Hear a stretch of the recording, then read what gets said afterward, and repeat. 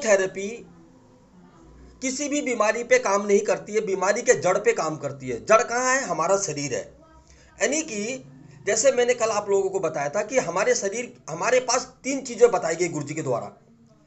तीन चीजें देखिए, इस उंगली में एक दो तीन, एक दो तीन, एक दो तीन, तीन अंगुली और तीन तीन, तीन अंगुली है और तीन तीन चीजें बताई गई।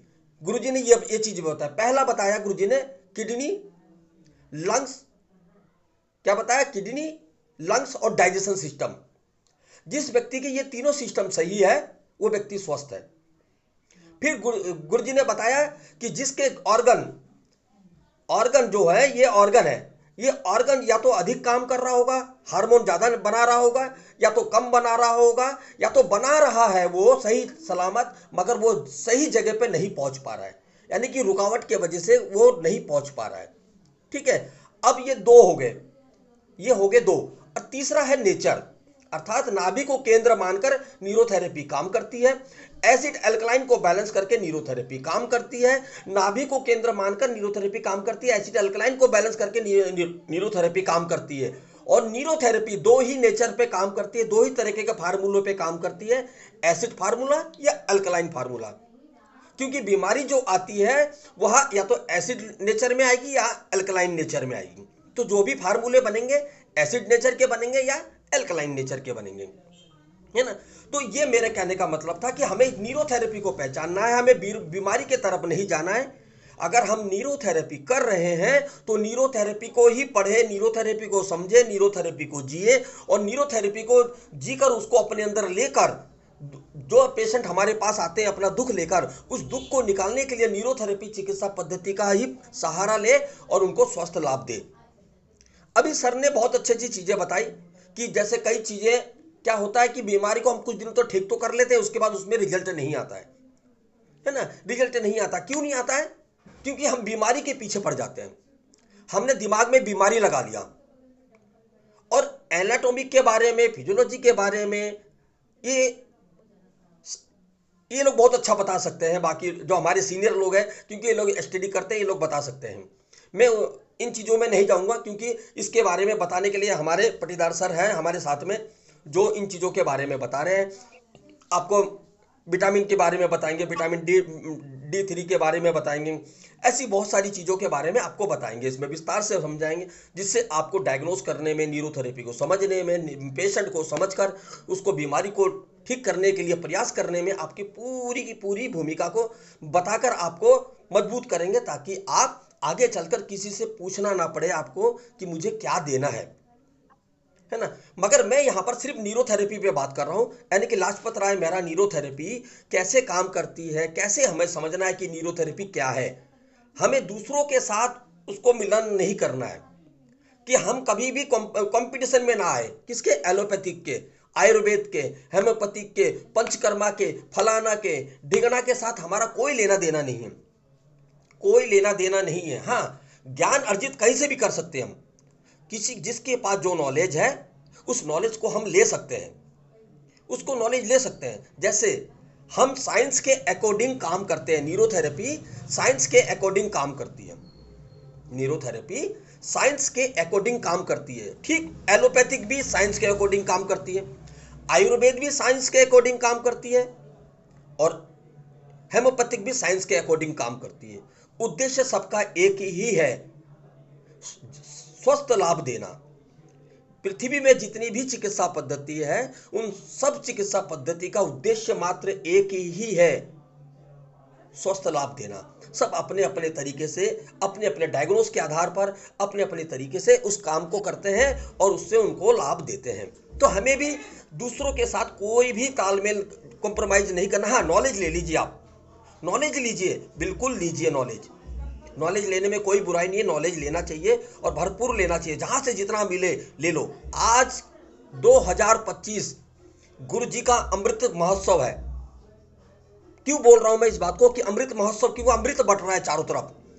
आज आप देखिए, इतने सारे सेशन चल रहे हैं इस समय व्हाट्सएप में, आप जितने ग्रुप बने सब में कुछ ना कुछ सेशन चल रहा है, चारों तरफ से बरसात हो रही है न्यूरोथेरेपी के ज्ञान की।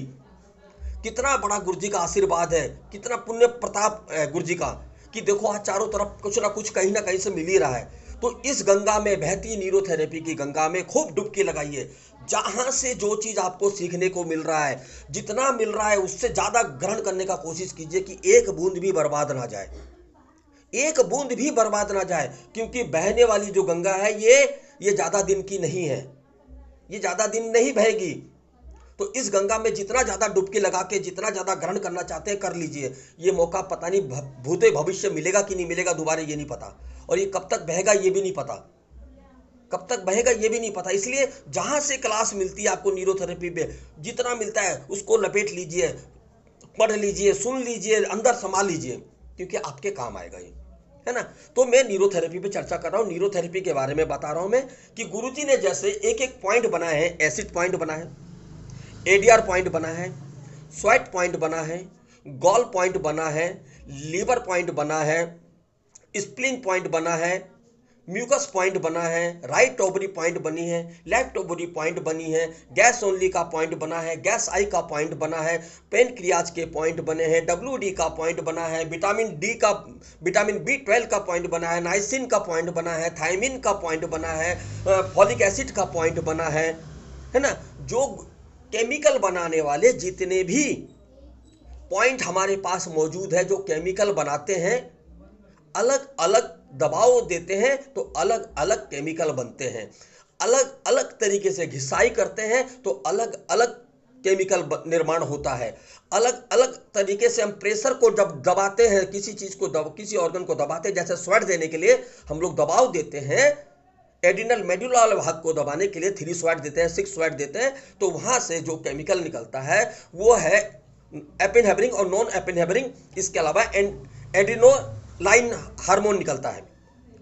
जब हम स्वेट देते हैं तो एड्रेनालाइन हार्मोन निकलता है। एड्रेनालाइन हार्मोन जब 3 स्वेट देते हैं हम लोग, तो एड्रेनालाइन हार्मोन निकलता है। वो काम क्या करता है, वो हमारे पसीना की ग्रंथि पे काम करता है, पसीने को निकालने का काम करता है, पसीने की ग्रंथि पे काम करता है।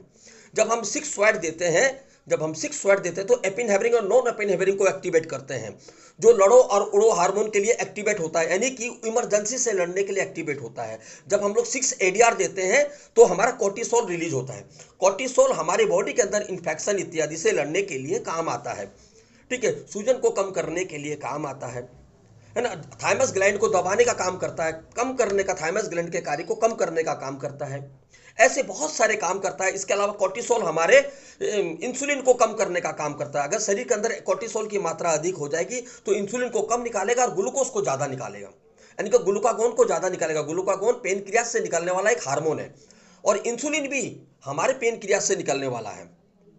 तो जब हम उस जगह पे जब हम कोर्टिसोल यानी कि एड्रिनल ग्लैंड अगर हमारा हाइपर हो जाता है, ज्यादा एक्टिवेट करेंगे तो कोर्टिसोल ज्यादा निकलेगा, और ज्यादा कोर्टिसोल निकलेगा तो एनर्जी ज्यादा के लिए ग्लूकोज का निर्माण ज्यादा करेगा, यानी कि ग्लूकागोन छोड़ेगा, लीवर के पास पहुंचेगा ग्लूकागोन, ग्लूकागन को लीवर क्या करेगा, ग्लूकोज में परिवर्तन करके ब्लड में छोड़ देगा और इंसुलिन को रोक देगा। उसे लगेगा, क्योंकि कोर्टिसोल कब रिलीज होता चाहिए शरीर में, जब एनर्जी की कमी हो, जब शरीर के अंदर एनर्जी की कमी हो, लड़ाई करनी हो, हमें दुश्मन से लड़ाई करनी हो और हमें एनर्जी की जरूरत है उस समय, तो उस वक्त कोर्टिसोल रिलीज होता है। और रिलीज होने के बाद ग्लूकोज एनर्जी बनाता है और लड़ने के लिए तैयारी करता है पूरी अपनी सेना को लेकर, है ना। और इंसुलिन को, क्योंकि इंसुलिन अगर रिलीज होगा वहां से तो ग्लूकोज को रोक देगा, तो इसलिए इंसुलिन को रोकने का काम करता है। तो ये चीजें जो है, एक एक ग्लैंड के बड़े महत्व है, एक एक ग्लैंड का महत्व है। हमें एक एक ग्लैंड के बारे में समझना है, उसको पढ़ना है, उसको जानना है। एक एक ग्लैंड, अगर हमने एसिड पॉइंट को पढ़ लिया और उसको याद करके हमने अंदर समा लिया, फिर हमने एडीआर 2 एडीआर को पढ़ा जो सोडियम के लिए होता है, सोडियम का लेवल, जिसमें सोडियम, जैसे दिन में अगर किसी को क्रैम्प्स आ रहे हो, दिन में क्रैम्प्स आ रहे हो, चक्कर आ रहे हो, है ना, तो और बीपी कम हो जाता है, उसका बीपी लो रहता है, उस वक्त बीपी भी लो है, तो उसको हम जब 2 एडीआर देते हैं तो सोडियम और पानी को रोकने का काम करता है किडनी के द्वारा, ताकि शरीर के अंदर बीपी बढ़ जाए और नमक रुकेगा तो उसको चक्कर आने बंद हो जाएंगे, थकान कम हो जाएगी, है ना, उसलिए देते हैं। एडीआर के बारे में, 6 एडीआर के बारे में मैंने आपको बता दिया। 4 एडीआर ग्लूकागोन को बनाने का काम करता है। 4 एडीआर जब हम देते हैं, 4 बार जब घिसते हैं तो ग्लूकागोन को रिलीज करवाता है। जैसे कोर्टिसोल ग्लूकागोन को रिलीज करवाता है, ठीक उसी तरीके से जब हम 4 एडीआर देते हैं तो ग्लूकागोन रिलीज होता है। कहां से? एड्रिनल ग्लैंड से। 6 एडीआर से कोर्टिसोल रिलीज होता है। इसके बारे में हम चर्चा कर चुके हैं। लीवर हमारे शरीर का बहुत महत्वपूर्ण ऑर्गन है, सबसे बड़ा ऑर्गन है। अंदरूनी पाए जाने वाला, यानी कि बॉडी के अंदर जो सिस्टम है, हमारे बहुत सारे ऑर्गन का जब बहुत सारे ऑर्गन होते हैं, जब एक साथ मिलते हैं तो सिस्टम में परिवर्तन होते हैं। सिस्टम बोला जाता है बहुत सारे को मिलाकर, जैसे gall, liver, spleen, mucus, stomach, थोड़ा बड़ा स्टमक, छोटा स्टमक, है ना, बड़ी आंत, छोटी आंत हो गया, छोटी आंत के 3 भाग हो गए, इलियम, जोजिनम, डुडिनम, है ना। ऐसे बहुत सारे ऑर्गन मिलाकर थैलेमस, हाइपोथैलेमस इत्यादि, थायराइड ग्लैंड, पैराथायराइड ग्लैंड, इन सारे ऑर्गनों को मिला के सिस्टम बना। उस इन सारे सिस्टमों में से सबसे बड़ा ऑर्गन हमारा अंदरूनी लीवर है, और बाहर हमारी त्वचा है।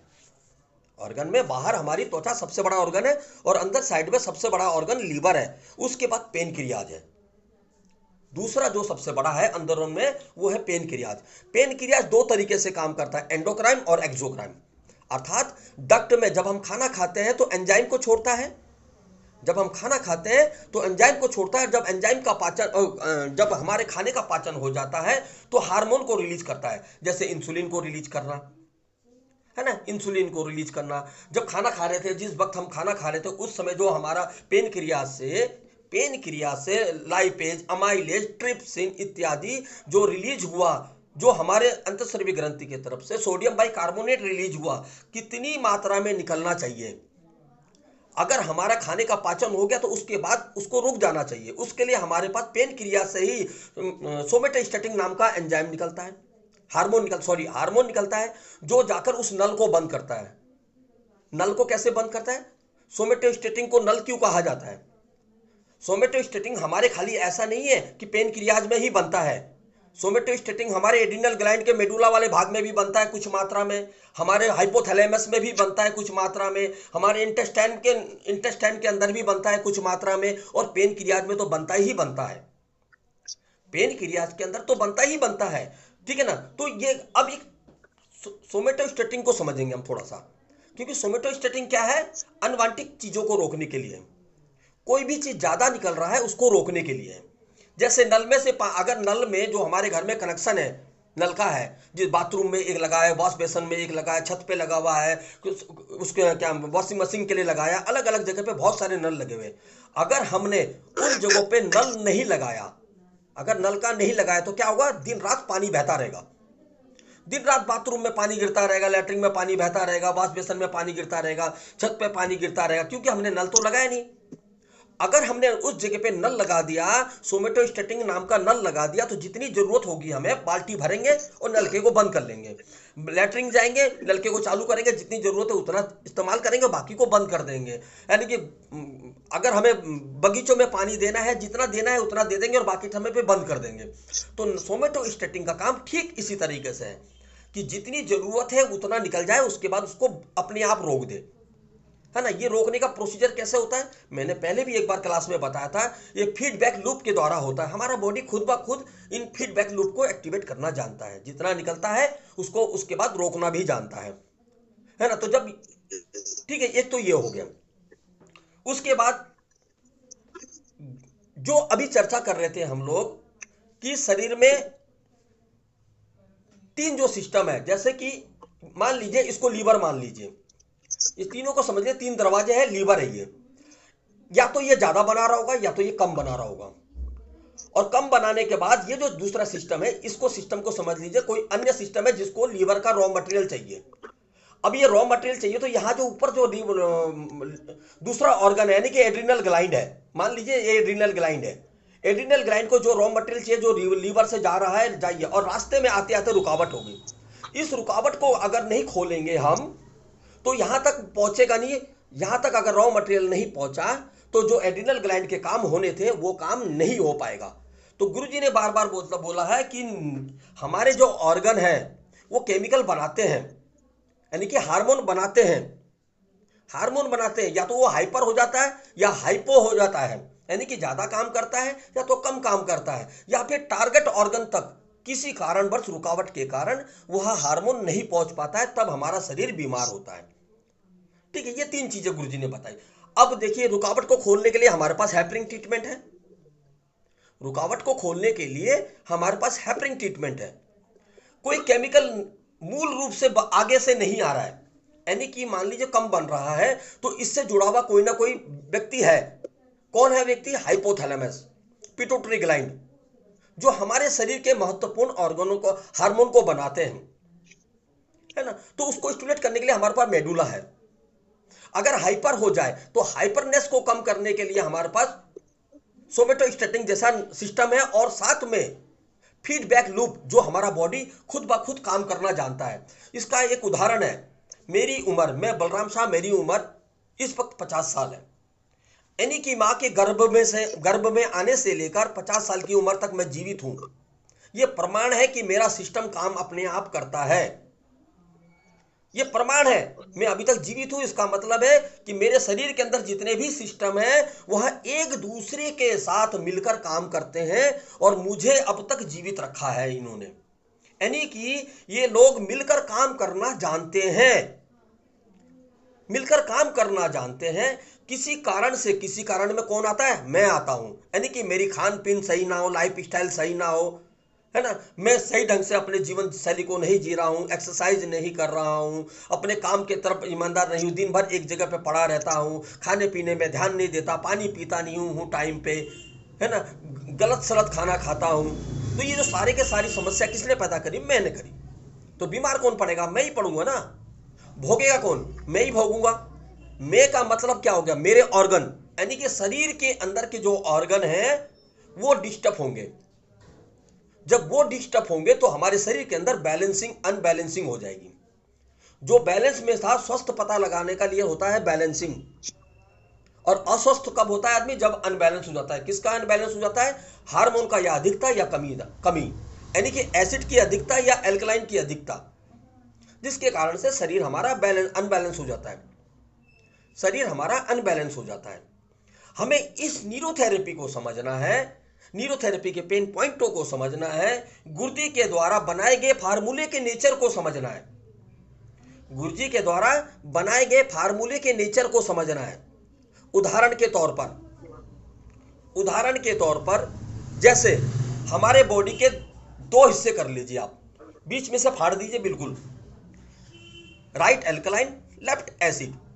अब ठीक नाभि के पास से दो टुकड़े कर दीजिए, नाभि के पास से दो टुकड़े कर दीजिए। जब आपने नाभि के दो टुकड़े कर दिए बीच में से, तो कितने टुकड़े हो गए? अब कितने टुकड़े हो गए बताइए कोई एक जने? 4 टुकड़े हो गए। पहले हमने 2 टुकड़े करे, फिर बीच में से काट दिए नाभि के सीधे बिल्कुल नाभि से, यानी कि 4 पीस में हो गया हमारा शरीर। नाभि से ऊपर वाले के लिए गुरुजी ने एसिड और अल्कलाइन ट्रीटमेंट बनाया। नाभि से नीचे के सिस्टम के काम करने के लिए, एसिड को कम करने के लिए न्यू स्टार एसिड ट्रीटमेंट और न्यू स्टार अल्कलाइन ट्रीटमेंट बनाया।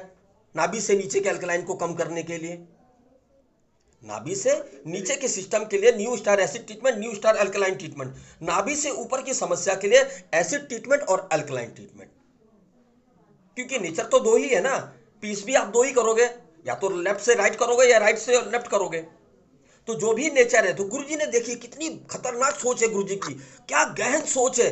ये भगवान के अलावा कोई सोच ही नहीं सकता, ये भगवान के अलावा कोई सोच ही नहीं सकता कि ऐसे ऐसी चीजें भी हो सकती हैं। ठीक इसी तरह से हर एक चीज गुरुजी ने दो दो बनाने की कोशिश की है, नेचर के आधार पर दो दो बनाने की कोशिश की है। विटामिन 2 बनाने की कोशिश करी, मल्टीविटामिन देखिए आप, पिट्यूटरी वाला और 4 थायराइड वाला, जिसमें 4 पैरा देते हैं हम लोग और पिट पॉइंट देते हैं। पिट कहां पर है? यहां पर। थायराइड कहां पर है? यहां पर। 4 पैरा कहां पर है? यहां पर। पैरा कहां देते हैं हम लोग? यहां पर, है ना। अब आ जाइए नीचे वाले में। नीचे वाले के लिए आपको नीचे वाले के लिए गुरुजी ने अलग फार्मूले बनाए, उसके लिए लार्ज फॉलिक ब्लैक फार्मूला, ऐसे फार्मूले बनाए गुरुजी ने, ऐसे फार्मूले बनाए विटामिन से जुड़े हुए, कि ताकि आपको इसका लाभ मिल सके। नीचे के लिए विटामिन अलग बनाए, ऊपर के लिए विटामिन अलग बनाए। ठीक उसी तरह से 2 नेचर बनाए गुरुजी ने। कितने नेचर बनाए? 2 नेचर। हमारे को क्या बताया कि एसिड और अल्कलाइन। तो उसको चेक करने के लिए हमें 3-4 चीजें बताई। जैसे हमारी ये अनामिका उंगली, राइट वाला एल्कलाइन बताता है और लेफ्ट वाला एसिड बताता है। ठीक उसी तरह से हम लोग पीछे लीवर जीरो और म्यूकस जीरो चेक करते हैं। तो ये क्या बताता है, लीवर जीरो ये बताता है कि एल्कलाइन बढ़ा हुआ है और म्यूकस जीरो ये बताता है कि एसिड बढ़ा हुआ है। ठीक उसी तरह से ये जो यहाँ पर गड्ढा, जहाँ पर हम लोग ये इस जगह पे जहाँ गड्ढा है हमारा, जब हम इस जगह पे चेक करते हैं तो हमारे जो ब्लड सप्लाई, जो हमारे हार्ट से ब्लड सप्लाई हो रहा है, इस साइड में जो ब्लड सप्लाई जो आर्टरी जा रहा है वो पूरी बॉडी में कौन से नेचर में भेज रहा है ये पता लगता है। ठीक उसी तरह से जो हमारा विटामिन चेक करते हैं, तो ये हड्डी गोल हड्डी है, ये जो गोल हड्डी है, ठीक इसको ऊपर जब हम लेफ्ट में चेक करते हैं और राइट में चेक करते हैं तो ये हमारे कॉलोन को बताता है, जो हमारी बड़ी आंत है इसका नेचर बताता है। अगर राइट में दर्द है इसका मतलब है कि एल्कलाइन वाला भाग ज्यादा बढ़ा हुआ है, यानी कि उनको जो है गिल्ली मोशन आएगा। जिनके राइट वाले हिस्से में दर्द होगा यहां पर तो उनको गिल्ला मोशन आएगा, यानी कि लैट्रिन जो आएगी गोबर की तरह आएगी या पतली आएगी, मतलब बंधा हुआ केले की तरह नहीं आएगा। और जिसके लेफ्ट में होगा उसको कॉन्स्टिपेशन की शिकायत होगी, यानी कि उसका कड़क मोशन आ रहा होगा, है ना, यानी कि कब्ज से जुड़ी हुई समस्या होगी, कॉन्स्टिपेशन से समेत जुड़ी होगी, यानी कि पेशेंट कम पानी पीता है ना, उससे जुड़ी बीमारी, यानी कि म्यूकस जीरो से जुड़ी हुई बीमारी। ठीक गुरुजी ने उसी तरह से बताया कि राइट में जितने भी दर्द आते हैं वो लीवर, वो एल्कलाइन होते हैं, और जो लेफ्ट में आते हैं वो एसिडिक होते हैं, एसिडिक होते हैं। ठीक है, उसी के आधार पर गुरुजी ने फार्मूले बना रखे।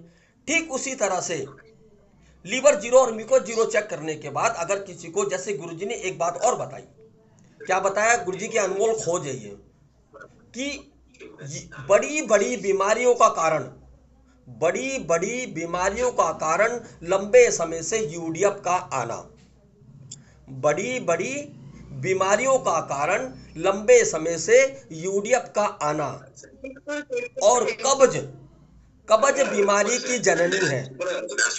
कब्ज जो है, म्यूट हो जाइए आप लोग,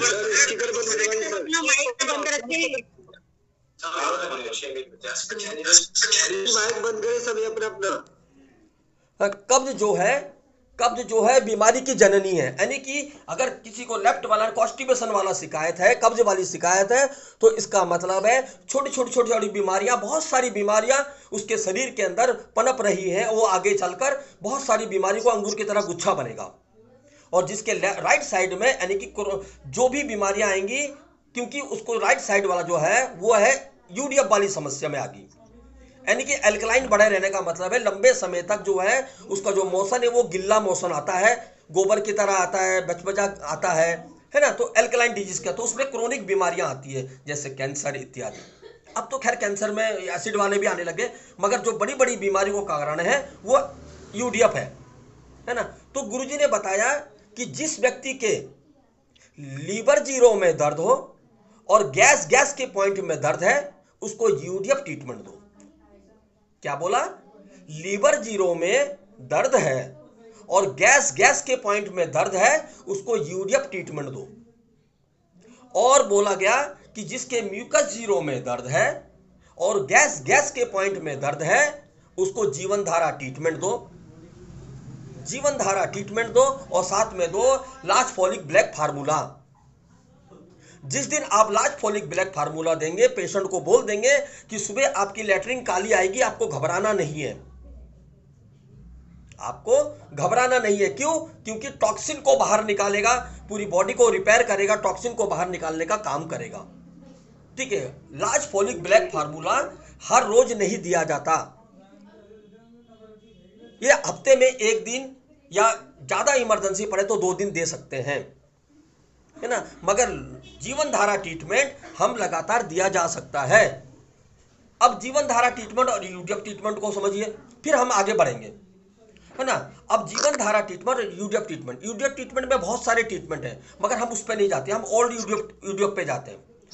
ओल्ड यूडीएफ ट्रीटमेंट जब गुरुजी ने बनाया था तो गुरुजी ने बनाया था गैस ओनली को, 10 मेडुला और गैस ओनली, 6 गैस ओनली। क्या बनाया था? 10 मेडुला और 6 गैस ओनली। ये है यूडीएफ। यूडीएफ का मतलब क्या है कि इनके जो हाइड्रोक्लोरिक एसिड है ये कम बन रहा है। हाइड्रोक्लोरिक एसिड कम बन रहा है, जिसके वजह से इनको अनडाइजेस्टिक फूड सिस्टम हो रहा है, यानी कि इनका खाना जो है अनपचा आ रहा है, जिसकी वजह से इनको बड़ी बीमारियों के लिए लड़ने के लिए जो रॉ मटेरियल चाहिए शरीर को, वह रॉ मटेरियल नहीं मिल पा रहा है ना। अब इतने सारे जो उसमें पॉइंट जोड़े गए, 15 मेडुला जोड़ा गया, टू पार्को जोड़ा गया, 4 पार्को, 8 पार्को जोड़ा गया है, उसके बाद उसमें नॉर्मल अजय नॉर्मल जोड़ा गया है, 15 मेडुला जोड़ा गया है। ये सारे के सारे मिलकर जो एक फार्मूला बना है, यूडीएफ फार्मूला, ये उस समय की जरूरत, अर्थात जिसका हाइड्रोक्लोरिक एसिड यानी कि HCl कम बनेगा, उसको विटामिन डिफिशिएंसी भी होगी ही होगी। क्यों होगी? इसलिए होगी कि जितनी क्वांटिटी में जहां से हाइड्रोक्लोरिक एसिड निकलता है, वहीं से इंटेंसिव फैक्टर नाम का एक प्रोटीन निकलता है, जिसका काम है विटामिन्स को पकड़कर लीवर तक पहुंचाना। जितनी क्वांटिटी में HCl निकलेगा, उतनी ही क्वांटिटी में इंटेंसिव फैक्टर हार्मोन भी निकलेगा। जब तक उसका नेचर जैसे जैसे हाइड्रोक्लोरिक एसिड का नेचर कम होता जाएगा, वैसे वैसे इंटेंसिव फैक्टर का नेचर भी कम होता चला जाएगा। जब वो ठंडा हो जाएगा तो वो भी ठंडा हो जाएगा, अर्थात दोनों का जो है एक साथ निकलेंगे और एक साथ डाउन हो जाएंगे, आगे पीछे नहीं डाउन होंगे। दोनों का नेचर धीरे धीरे डाउन होता चला जाएगा। इसलिए इंटेंसिव फैक्टर का भी उसमें रोल है, यानी कि इंटेंसिव फैक्टर कौन है? जो हमारे विटामिन की कमी हो जाती है, इसके वजह से हो जाती है। जिनको हाइड्रोक्लोरिक एसिड कम बनेगा, उनके अंदर विटामिन की डिफिशिएंसी भी होगी, है ना। और 15 मेडुला क्यों दिया गया इसमें? 15 मेडुला इसलिए दिया गया कि हमारे सेंट्रल नर्वस सिस्टम अर्थात ब्रेन और spinal cord, peripheral nervous system और हमारा GI ट्रैक अर्थात डाइजेशन सिस्टम, इस सिस्टम के अंदर सूचना तंत्र का काम करता है 15 मेडुला, जो एसिटिल कोलाइन का निर्माण करता है। एसिटिल कोलाइन एक न्यूरोट्रांसमीटर है जो सबसे तेजी से सूचना तंत्र को एक्टिवेट करने का काम करता है ना, एक दूसरे को सूचना पहचानने का काम करता है और सबसे लंबा ट्रेवल करने का काम यही करता है। एसिटिल कोलाइन जो है ये नर्वस सिस्टम के अंदर ही बनता है और वहीं पर इसका इस्तेमाल होता है, और ये सबसे लंबा काम करता है, लास्ट तक काम करता है, पैरासिम्पैथेटिक नर्वस सिस्टम तक काम करता है और सिंपैथेटिक नर्वस सिस्टम तक काम करता है।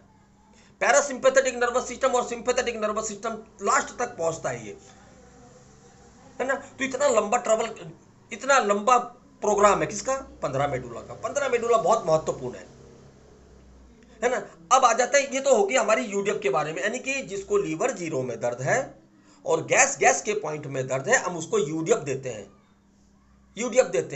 जो विटामिन देना है वो गुरुजी की सोच थी, क्योंकि गुरुजी को पता था ना कि ये चीजें होती हैं इसमें और इन चीजों की जरूरत है, तब इस फार्मूले को बनाया गया गुरुजी के द्वारा। वैसे तो गुरुजी ने 10 मेडुला 10 मेडुला और 6 गैस ओनली ही दिया था, यही था यूडीएफ। मेन यूडीएफ तो यही है और वास्तव में भी मेन यूडीएफ यही है, मगर जो बाकी सबके सब है वो जुड़े हुए हैं, क्योंकि सबके शरीर सारे के सारे जुड़ा हुआ इसलिए है क्योंकि जरूरत है, हमारी जरूरत है। अब जैसे इसमें एक महत्वपूर्ण बात आ गई, अब आपने सुना होगा कि नॉर्मल अजय नॉर्मल सबको दिया जाता है।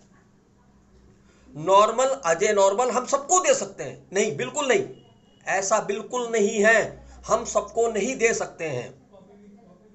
नॉर्मल अजय नॉर्मल हम सभी पेशेंटों को नहीं दे सकते। जिनको अल्कलाइन नेचर से जुड़ी हुई सभी समस्या है, हम उनको नॉर्मल अजय नॉर्मल नहीं दे सकते।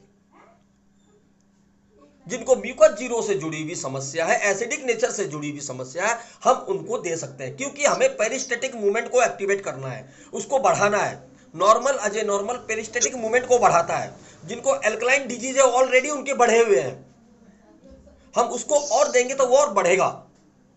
तो इसलिए नहीं, बिल्कुल नहीं।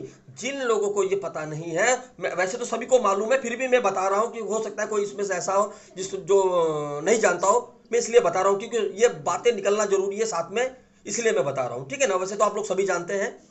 तो ये जो दो नेचर है, इस दो नेचर में दो तरीके से काम होता है। अगर एल्कलाइन नेचर है तो उल्टा नॉर्मल, और एसिडिक नेचर है तो नॉर्मल, क्योंकि हमें पेरिस्टेटिक मूवमेंट को बढ़ाना है और पेरिस्टेटिक मूवमेंट को घटाना है।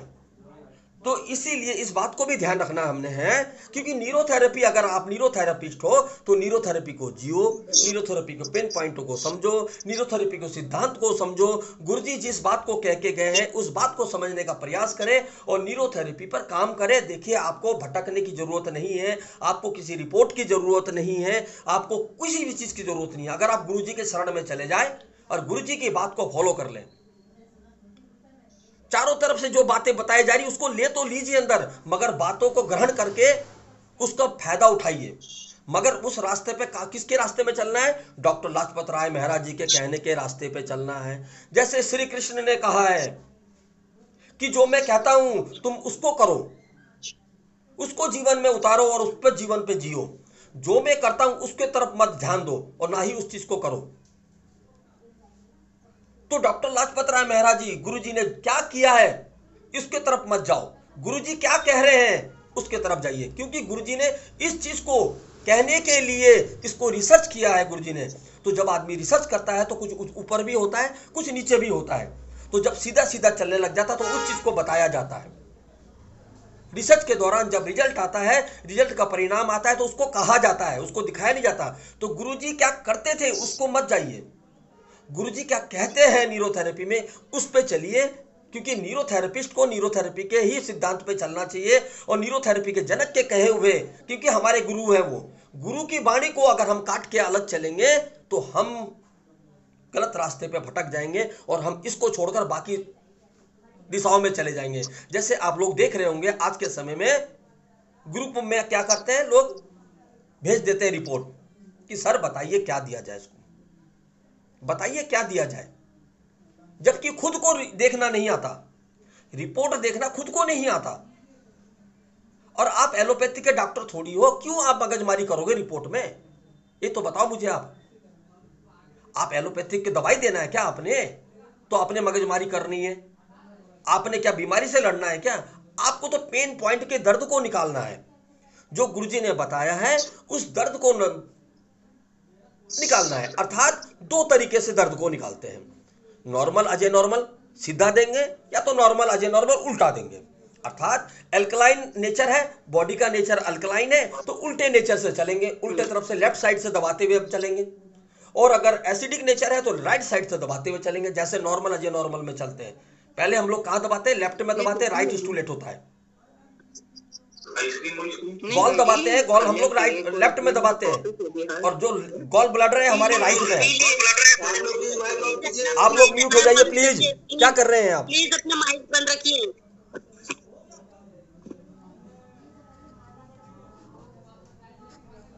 है ना? तो गॉल ब्लैडर एक्टिवेट करते हैं। गॉल ब्लैडर किधर होता है? हमारे राइट में होता है, और दबाते कहां है? लेफ्ट में। तो ये जब एसिडिक नेचर होता तब हम लोग लेफ्ट में दबाते हैं और राइट में स्टूलेट होता है। अर्थात एल्कलाइन को पहले बढ़ाते हैं हम लोग, क्योंकि हमें एल्कलाइन को बढ़ाना है, क्योंकि कब्ज है, कब्ज अर्थात एसिडिक नेचर जो है वो एसिड को कम करने के लिए हमें एल्कलाइन को पहले बढ़ाना पड़ेगा। और किसी का अगर एल्कलाइन पहले बढ़ा हुआ है तो हमें एसिड को पहले बढ़ाना पड़ेगा, एल्कलाइन को अपने आप कम हो जाएगा। बॉडी खुद कम करना जानती है ना? तो इस तरीके से जब हम पेन पॉइंट के दर्द को निकालना सीख जाएंगे और निकालेंगे, जैसे मैंने कल बताया था कि आप एक व्यक्ति को लेटाइए और उसके सारे पेन पॉइंटों को चेक कीजिए। अर्थात गुरुजी के द्वारा बताए गए पेन पॉइंट, नाभि के चारों तरफ के पेन पॉइंट जो गुरुजी के द्वारा बताए गए हैं, ऐसा डायग्नोस न्यूरोथेरेपी के अलावा कोई पद्धति में नहीं होता है, किसी चिकित्सा पद्धति में नहीं होता है। क्योंकि किसी भी चिकित्सा पद्धति में यह नहीं बताया गया है कि लीवर के राइट वाले सीधे हिस्से में लीवर का पॉइंट है, यह नहीं बताया गया कि म्यूकस का पॉइंट है, यह नहीं बताया गया कि WD का पॉइंट है नाभि के नीचे, यह नहीं बताया गया कि 3 अंगुल ऊपर गैस आई का पॉइंट है, 3 अंगुल ऊपर गैस ओनली का पॉइंट है, 3 अंगुल ऊपर पेनक्रियाज का पॉइंट है। अर्थात न्यूरोथेरेपी का जो डायग्नोस्टिक पॉइंट है वो सिर्फ न्यूरोथेरेपी में ही है। यह उस जगह का नाम है जहां पर लीवर बताया गया, वहां पर लीवर नहीं है, मगर उस नाम रखा गया, उस जगह का नाम रखा गया है कि अगर लीवर में कोई प्रॉब्लम होगी तो इस जगह पे दर्द आएगा। और अगर इस जगह में दर्द आया तो आपको समझना है कि लीवर से संबंधित बीमारी आ रखी है इनके शरीर के अंदर। तो उसके लिए गुरुजी ने क्या करा? लेफ्ट हैंड में 3 पॉइंट बनाए और लेफ्ट जांग में 3 पॉइंट बनाए। उसमें भी 3 तरीके के नेचर बनाए।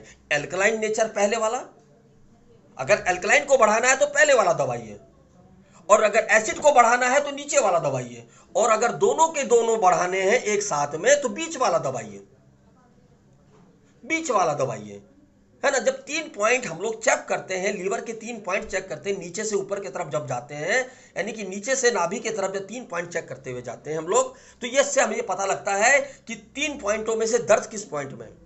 अगर हमें देखा कि पहले पॉइंट में दर्द बिल्कुल भी नहीं आया दबाने पे, पहला दबाया, पहला प्लस, दूसरा प्लस, तीसरा प्लस, चौथा प्लस, अगर इसमें पहले पॉइंट में दबाया और दर्द नहीं आया, मगर दूसरे वाला जब दबाया तो उसमें दर्द आया, और जब तीसरा दबाया तो वहां भी दर्द नहीं आया नाभि के पास, तो इसका मतलब है कि जो पहले बीच वाले पॉइंट का दर्द है, तो मुझे हाथ में भी जब लीवर का पॉइंट देना है तो बीच वाले में ही देना है।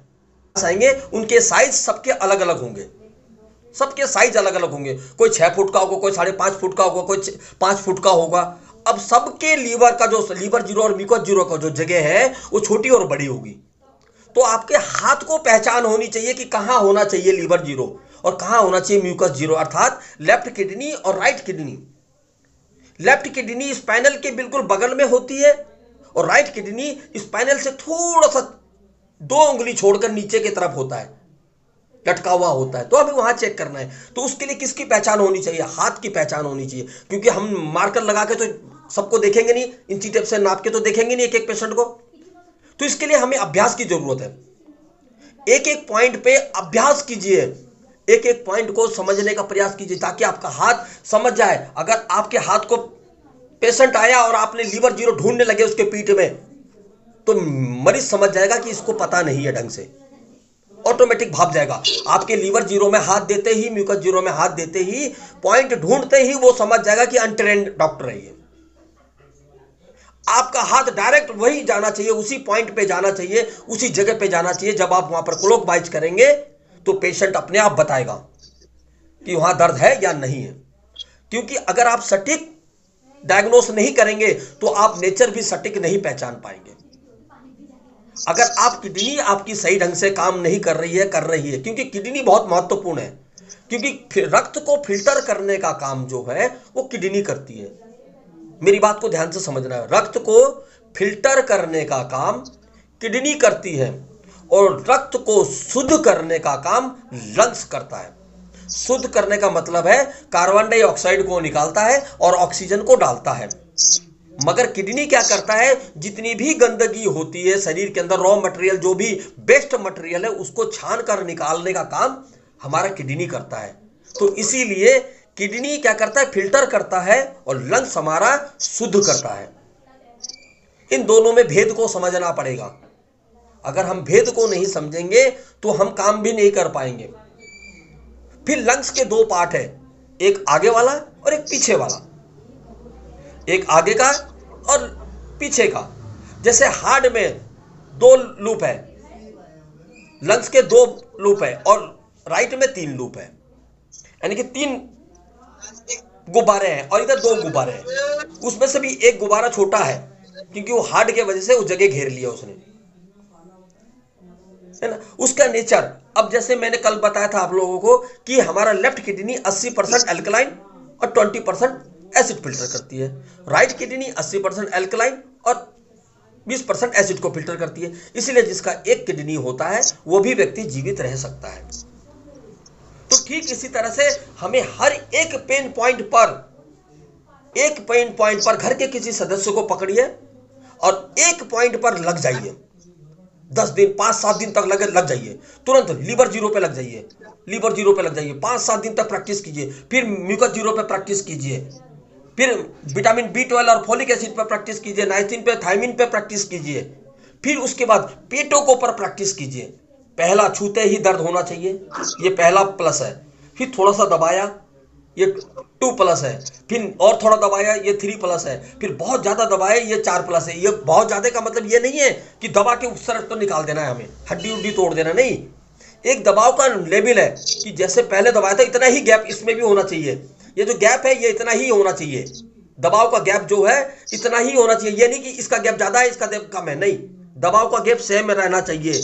अगर दबाव का गैप सेम नहीं होगा तो आपका डायग्नोस सही नहीं होगा। अर्थात जो पहला दबाया आपने दूसरा उससे डबल होगा, तीसरा उससे ट्रिपल होगा, चौथा उससे चौकल होगा, है ना। जो पहला दबाव हुआ है वो सीवियर दर्द है, जो दूसरा दबाया वो हमारा सीवियर से थोड़ा सा नीचे वाला दर्द है, जो बीच वाला दबाया वो तीसरा दर्द है, यानी कि 75% वाला, है ना। 75% दर्द कम का मतलब है कि बीमारी कम है, उस ऑर्गन में 75% ब्लड सप्लाई कम है, मगर उसमें समस्या है ना। उसके आधार पर पेन पॉइंट डिसाइड करके हम लोग उस पर काम करेंगे।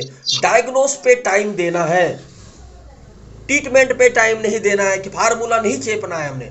हमने लीवर को चेक किया, अगर हमें पता लग गया कि लीवर 0 चेक किया यानी कि एसिडिक नेचर है, यानी कि जो भी फार्मूले हमने देने हैं, फार्मूले का मतलब जैसे गॉल को एक्टिवेट, गॉल में दर्द है तो गॉल को पहले दबाएंगे क्योंकि एसिडिक नेचर है। फिर उसके बाद जैसे स्प्लीन को दबाते हैं, स्प्लीन को पॉइंट को दर्द निकालेंगे, फिर लीवर का निकालेंगे, फिर म्यूकस का निकालेंगे, फिर राइट ओवरी, फिर लेफ्ट ओवरी का निकालेंगे, फिर डब्ल्यूडी का निकालेंगे,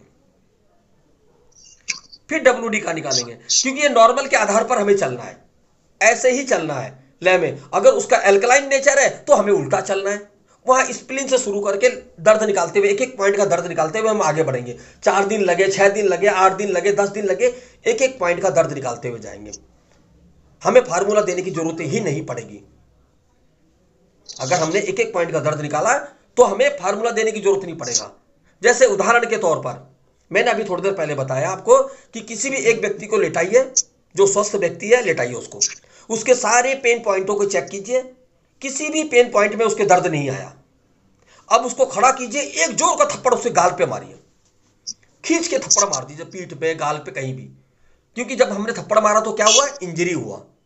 और उसको लेटाइए और तुरंत चेक कीजिए, तुरंत चेक कीजिए, देखिए उसको गॉल ब्लैडर वाले पॉइंट पर दर्द आ गया होगा और लीवर वाले पॉइंट पे दर्द आ गया होगा। कौन सी जगह पर, जहां पर गुरुजी ने बताया कि ये लीवर का पॉइंट है और जहां पर गुरुजी ने बताया कि ये गॉल का पॉइंट है, उस वाले पॉइंट पे दर्द आया होगा।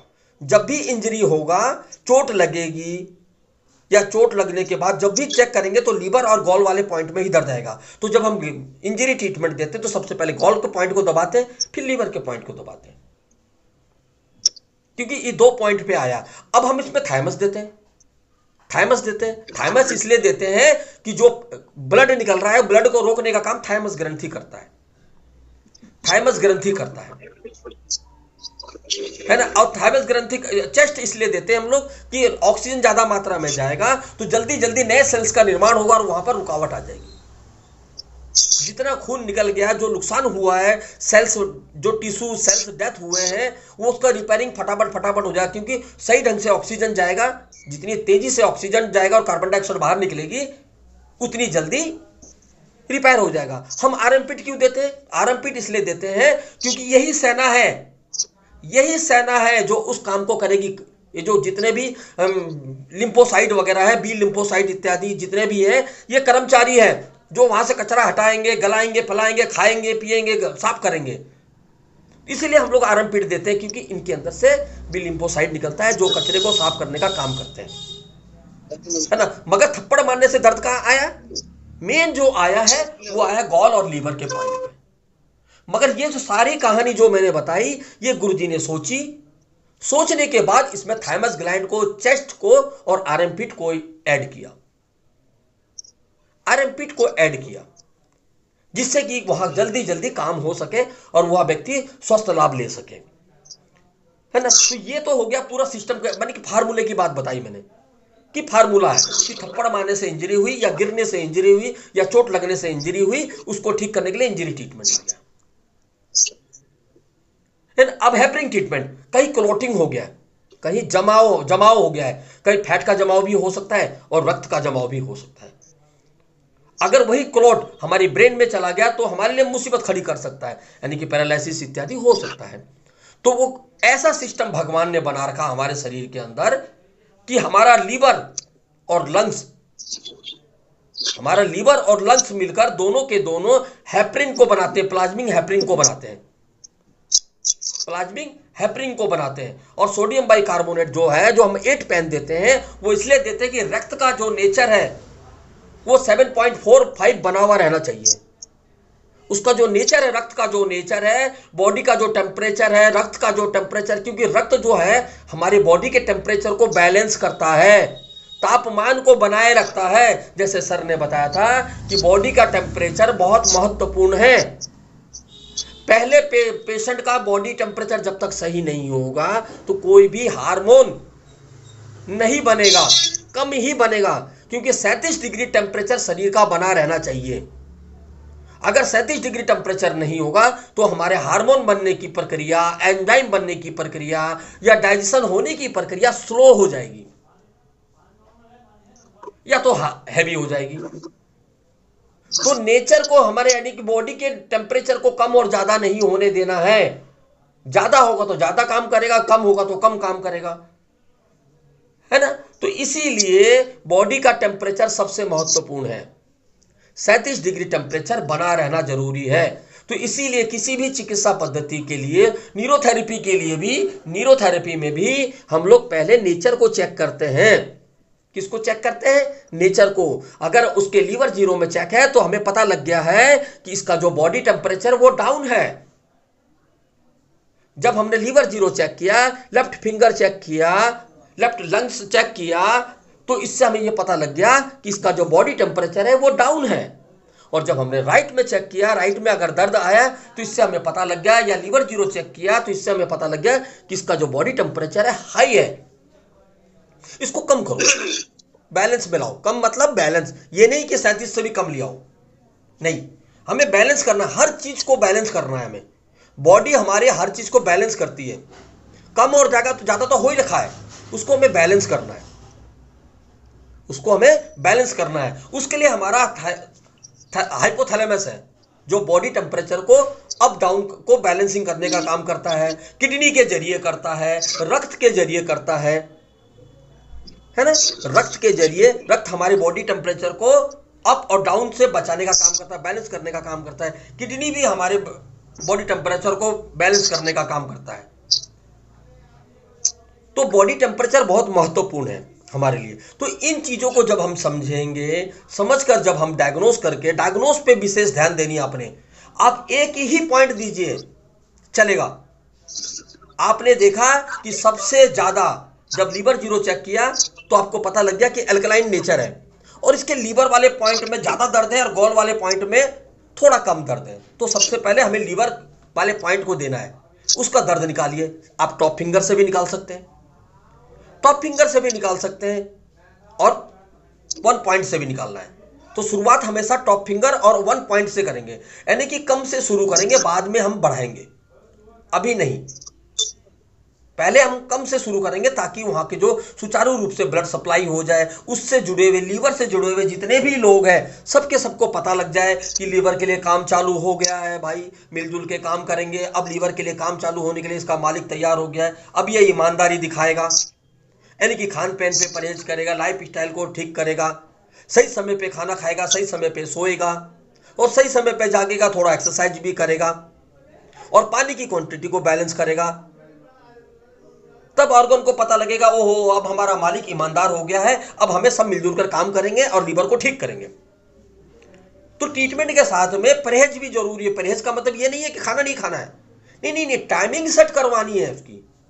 खाना उसने खाना है, खाने में कोई कमी नहीं है, खाना तो खाना ही खाना है, टाइमिंग सेट करनी है। सोने जागने का, उठने बैठने का तरीका सेट करना है, कहाँ खाने पीने का टाइमिंग सेट करना है ना, एक्सरसाइज करने का टाइमिंग सेट करना है। तो जब हम इन चीज़ों को, क्या खाना है क्या नहीं खाना है, इन चीज़ों पे परिवर्तन करेंगे तो ऑटोमेटिक बॉडी जो हम पॉइंट दे रहे हैं, जिससे वो जो ऑर्गन सारे के सारे काम करने के लिए, लीवर का सहयोग करने के लिए तैयार हो गए हैं, उनको जब सही ढंग से ईमानदारी से काम, रॉ मटेरियल मिलेगा तो वो अपने आप सब मिलकर उसको ठीक कर देंगे। अगर घर में कहीं टूट फूट हो जाती है तो हम मिस्त्री और लेबर बुलाते हैं, वहां पर हम चुनाई के मिस्त्री को बुलाते हैं। क्योंकि अगर फर्श टूट गया, मेरे दीवार के पीछे टूट गया थोड़ा सा एरिया, तो मैं क्या करूंगा, किसी प्लम्बर को या इलेक्ट्रीशियन को थोड़ी बुलाऊंगा, इलेक्ट्रीशियन को नहीं बुलाऊंगा मैं, ना ही प्लम्बर को बुलाऊंगा, ना सीवर वाले को बुलाऊंगा। मैं वहां पर चुनाई वाले मिस्त्री को बुलाऊंगा जो उस प्लस्तर को करेगा और लेबर जो मसाला बना के देगा, है ना। तो ये एक तरीका है, एक तरीका है। सीमेंट चाहिए, रेत चाहिए, मिस्त्री चाहिए, लेबर चाहिए, ये सारे रॉ मटेरियल जब मिलेंगे तब जाके वो जो रिपेयरिंग हो तब हो पाएगी, तब हो पाएगी। तो लीवर में अगर किसी प्रकार की टूट फूट हुई है तो सबने मिलकर ही काम करना है।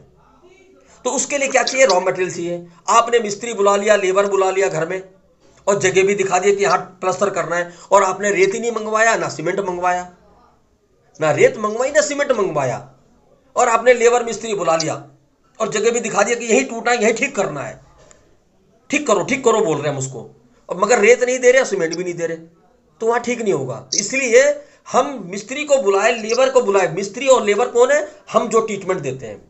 रॉ मटेरियल कहां से आएगा? खाने से आएगा, खाने से आएगा, है ना। तो खाना सही होना चाहिए, टाइमिंग से सोना चाहिए, टाइमिंग से उठना चाहिए, सही पानी की क्वांटिटी होनी चाहिए ताकि बॉडी का नेचर अप डाउन ना हो सके। अगर सही पानी क्वांटिटी में पानी पिएगा व्यक्ति तो उसका बॉडी नेचर बना रहेगा, फटाफट अंदर अंदर मिस्त्री लेबर काम करेगी, फटाफट सीमेंट चेप के सही समय पे चेप चाप के घर चली जाएगी और आपका काम सही समय पर हो जाएगा, सही समय पे हो जाएगा। उसी काम के लिए आप 10 दिन लगा सकते हो, उसी काम के लिए 1 दिन लगा सकते हो। आप एक दिन में काम करना चाहते हो या 10 दिन में काम करना चाहते हो, है ना। अगर एक घर बनाना है तो 1 महीने का टाइम चाहिए, मगर थोड़े से जगह पे प्लास्टर करना है तो 1 दिन में हो जाना चाहिए। और अगर वहीं पर लेबर मिस्त्री 2 दिन लगा दे, 1 दिन तो मिस्त्री आके बैठा हुआ, लेबर आके बैठा हुआ, क्योंकि सीमेंट नहीं है, रेत नहीं है। अगले दिन रेत आया, फिर उसके बाद अगले दिन सीमेंट आया, फिर अगले दिन लेबर चला गया कहीं और, पेशेंट आया नहीं 1 दिन के लिए, 1 दिन के लिए पेशेंट नहीं आया। अब अगले दिन फिर आया तो लेबर आया, मिस्त्री आया, फिर उसने मसाला बनाया। जब चेपना स्टार्ट किया तो फोन आने लग गया, जब या तो आपके पास या तो लेबर मरीज के पास, और मरीज का दिमाग भटक गया, आपका नेचर बदल गया, आपका दिमाग भटक गया, क्योंकि आपका फोन चालू है, किसी का फोन आ गया। जब आप 6 पॉइंट गिन रहे हो तो वहां पर हड़बड़ाहट हो रही, क्योंकि घंटी बज रही है, बार बार क्रेन क्रेन घंटी बज रही है और आपका दिमाग वहां पहुंच रहा है। जिस चीज को सोच के आप ट्रीटमेंट दे रहे थे वो ट्रीटमेंट आपका नहीं हो रहा, क्योंकि या तो गिनती कम होगी या तो ज्यादा होगी, या तो गिनती कम होगी या ज्यादा होगी। इसका मतलब सही ढंग से काम नहीं हो रहा है, सही ढंग से काम नहीं हो रहा। इसीलिए मोबाइल भी बंद होना चाहिए आपका, और पेशेंट का भी बंद होना चाहिए, है ना। पेट सही कर ले